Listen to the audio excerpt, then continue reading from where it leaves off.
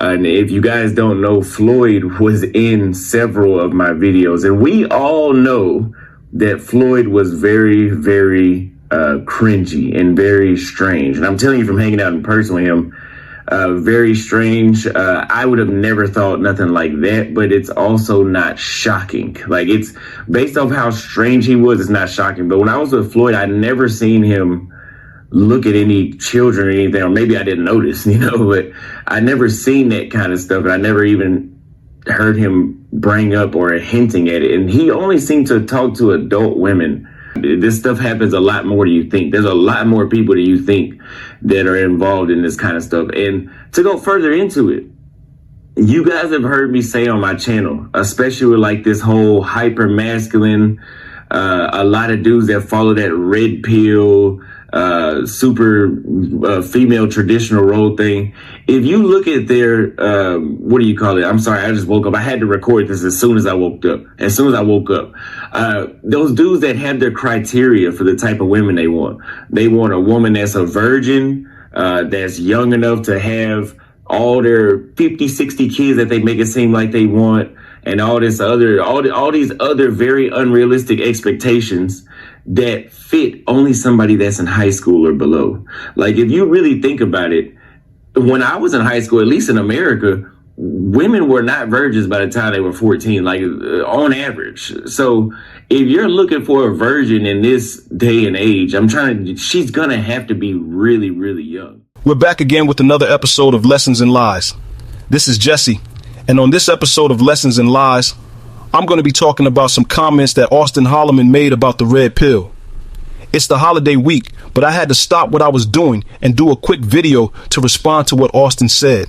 At this point, I think everybody's aware of what's been going on. We know that Floyd Wallace was a former associate of Auston Holleman, and Floyd just got his ass arrested in Brazil for some alleged exploitation charges and some other crazy allegations involving underage girls. Ever since this news was released, I've noticed that everybody who knew Floyd or did collaborations with Floyd on their YouTube channel, they've all been coming out of the woodwork trying to speak out against Floyd and distance themselves from him. Auston is one of these content creators who's talking about it and letting everybody know that he and Floyd are two different people and he ain't got nothing to do with what happened. And I don't blame him. If it were me, I'd be explaining my ass off, letting everybody know that just because somebody sat on my couch or showed up on my channel doesn't mean I knew what skeletons they had buried in their backyard. But Auston did this video trying to explain and clean this up, and he brought up the red pill philosophy, as if that has something to do with it. I don't know if Auston was deliberately being facetious or trying to be funny, or if it's just that he was tired and didn't plan out the point he wanted to make in advance, but still, I want to reply to what he was saying. Auston said some things about the red pill that we know are exaggerated. I want to clear up some of those things.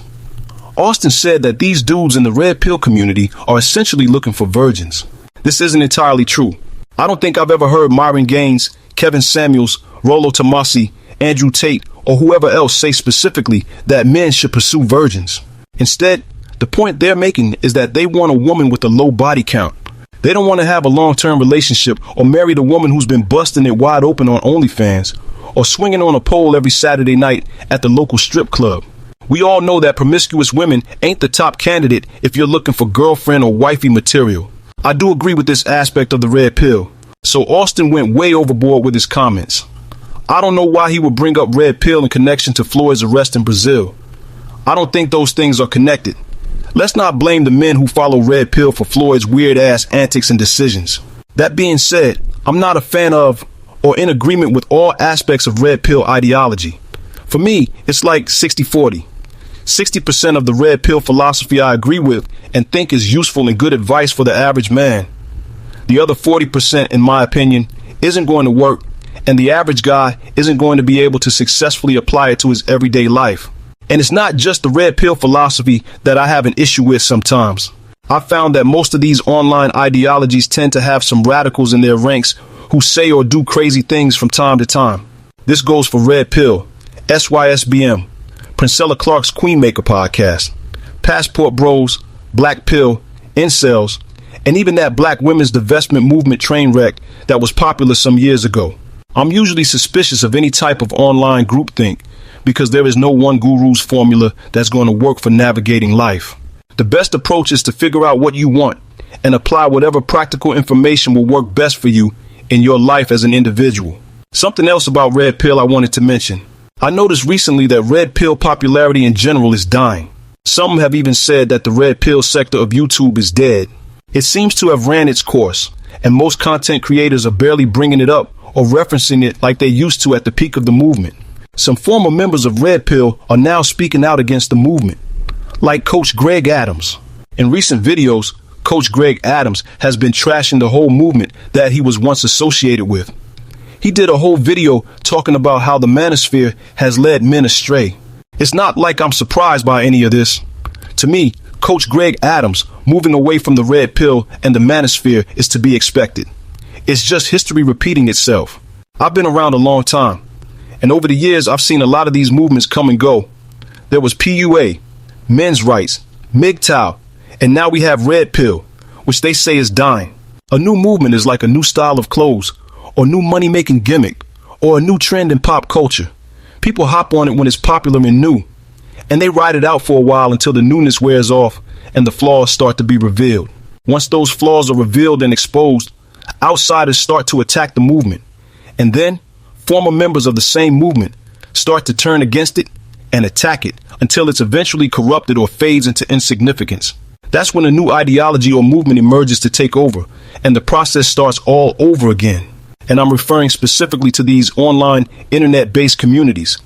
What I'm saying doesn't apply to religions or organizations or political parties or anything else that's built on long-standing beliefs, history, and real-world institutions that exist outside of YouTube, podcasts, and social media.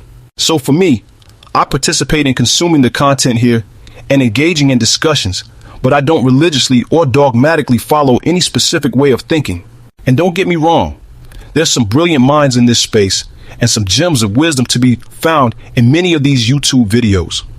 It just comes down to being able to tell the difference between content that sharpens your thinking and content that replaces it. This is Jesse for Lesson in Lies. Click like, leave a comment, and subscribe to the channel for future episodes.